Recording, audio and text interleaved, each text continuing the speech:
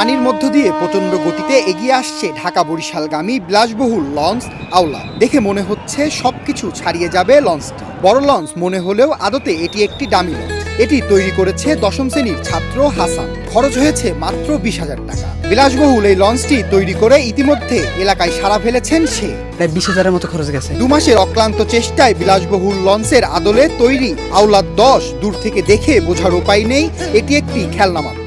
না, অনেক কিছুই বানাইছি, শখের বসে এটি করতেছে। পানিতে চলে, হর্ন দেয়, তারপর ঘোরে, ডান বাম পিছনে সব দিকে যায়। ২৫০টিরও বেশি ডিজাইন অপশন নিয়ে ওয়ালটন স্মার্ট ফ্রিজ, বোঝে আপনার প্রয়োজন। বরিশাল সরকারি পলিটেকনিক স্কুল ও কলেজের ওয়েল্ডিং ট্রেডের শিক্ষার্থী হাসান ঝুঁকে পড়েন স্থাপত্য শিল্পে। দিনের পর দিন চলতে থাকে তার আওলা ১০ লঞ্চটির নকশা তৈরির কাজ। একসময় সফল হন তিনি। এই ক্ষুদে বিজ্ঞানীর লঞ্চে রয়েছে ১৫০টি লাইট, পর্যাপ্ত পরিমাণ দরজা জানালা, টিভি, হর্ন, ফ্যান সহ বিভিন্ন অংশ।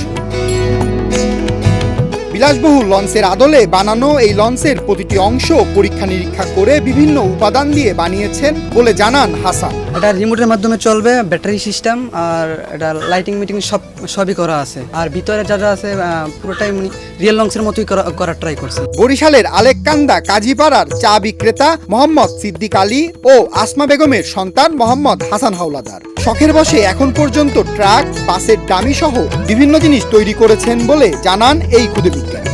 ট্রাক, বাস, তারপর ড্রোন, এখন বর্তমানে এই লঞ্চগুলোই বেশি বানাইতে আছি। এই নিয়ে ৫টা, আর একটা বানাইতে আছি। ২০ ফুটের লঞ্চ নির্মাণের পর একটি প্লেন নির্মাণের পরিকল্পনা রয়েছেন বলে জানান হাসান। তার কাজে সহযোগিতা করছেন তার বড় ভাই ইলেকট্রিক মিস্ত্রি মোহাম্মদ হাসি। হাসানের এমন আবিষ্কারে আনন্দিত তার এলাকাবাসী ও পুরো পরিবার। হুবহু বিলাসবহুল লঞ্চের মতো তৈরি করায় গর্বিত হাসানের শিক্ষকেরা। আমরা চাই ওর প্রতিভা কোনো কাজে যাতে লাগে। সরকারের প্রতি আমাদের এটাই অনুরোধ। উপযুক্ত পৃষ্ঠপোষকতা পেলে আরো বড় বড় যানবাহন তৈরি করতে পারবেন বলে আশা প্রকাশ করেন হাসান।